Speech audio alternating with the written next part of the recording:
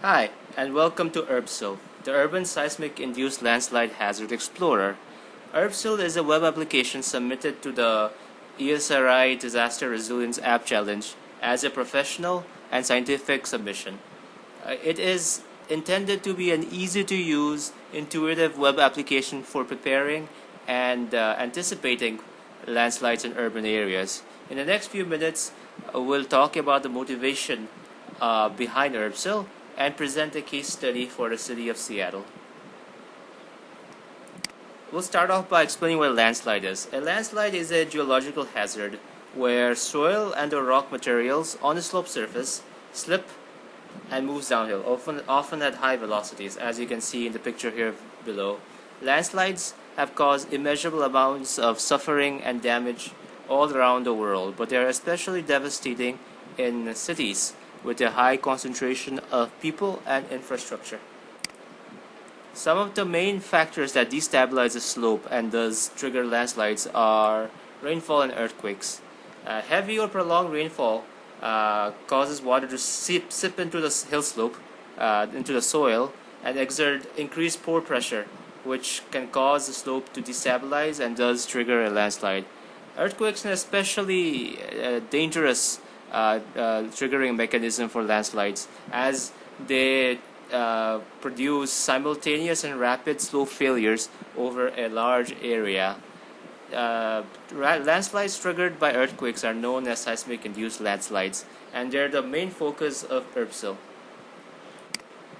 The main objective of URBSIL is to explore how landslide hazards vary under different rainfall and earthquake conditions. Though URBSIL is open to the general public and easy to use, its main value lies in the hands of professional scientists and experts whose main aim is a more disaster-resilient city. URBSIL can be used to identify high-hazard zones and thus strengthen communities and structures there, or to set up evacuation routes and emergency shelters in identified stable areas, or they can enable more judicious planning and more careful construction and earthwork activities in high hazard areas. And URBSIL functions as a general landslide forecasting and anticipation tool. The main mechanism that drives URBSIL is the infinite slope model. It's quite simple, easy to implement, and computationally fast model which directly calculates landslide hazard levels. In this model, slope segments are modeled as rigid friction blocks held together by the constant interplay between stabilizing and destabilizing forces. Stabilizing forces include factors such as friction and the cohesiveness of the slope material, and destabilizing forces include factors such as rainfall and earthquakes. To calculate the intensity of earthquakes at certain locations, we used the empirical formula proposed by Joyner and Boer back in 1981. We'll keep in mind that this formula is mainly valid for earthquakes that range in magnitude from 5 to 7.7. The reason why we chose Seattle was because it is a city uniquely exposed to a variety of disasters, ranging from earthquakes to landslides to storms to volcanoes. The city is underlain or lies under a series of geological faults, collectively known as the Seattle Fault. This area has experienced major earthquakes in the past, and it may happen again. And probably the most important factor that drove the decision to choose Seattle has been the availability of high-resolution digital elevation models of the city and geological data, which are required as inputs for the infinite slope model. So our entire workflow is based off of ArcGIS.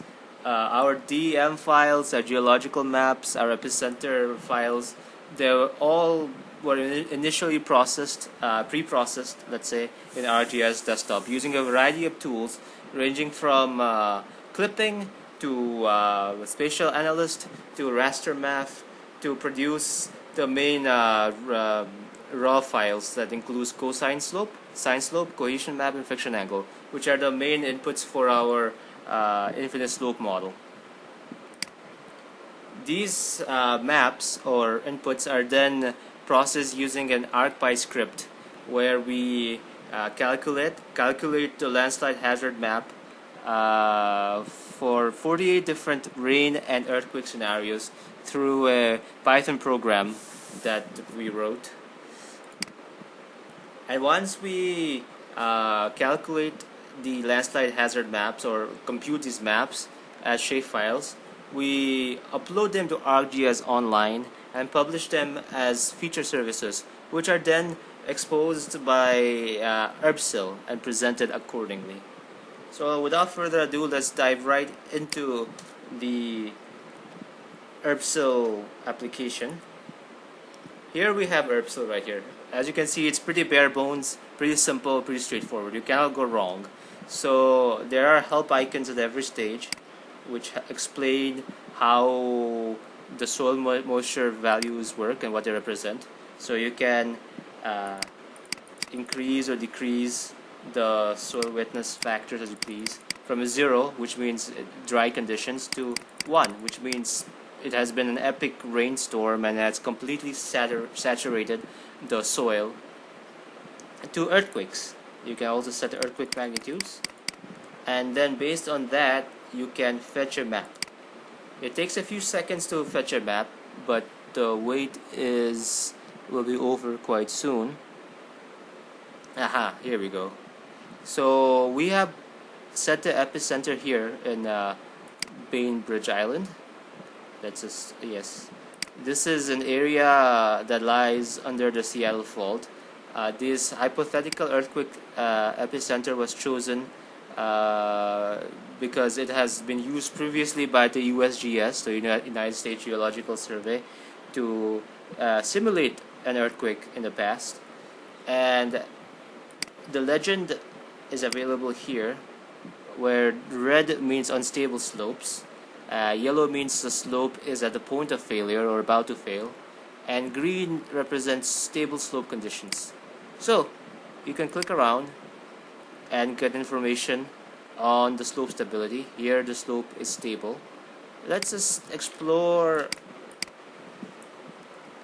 slope conditions at a major international airport. Let's say the King County International Airport in Seattle. In case of a disaster, most of the aid will probably have to be airlifted. And what do we see here? We see that this area is under a high landslide hazard, which is worrying. However, I'm sure the civil engineers who designed the airport have kept this hazard factor in mind. But it's worth once again to take a look. Let's change the conditions back to dry, which means which are factors quite unfavorable to landslides. But let's put a very minor earthquake. Let's say a moderate earthquake of magnitude 5, and let's fetch the map here. Let's see how the hazard factor changes for the airport. So we wait a few seconds, and it should show up sometime soon.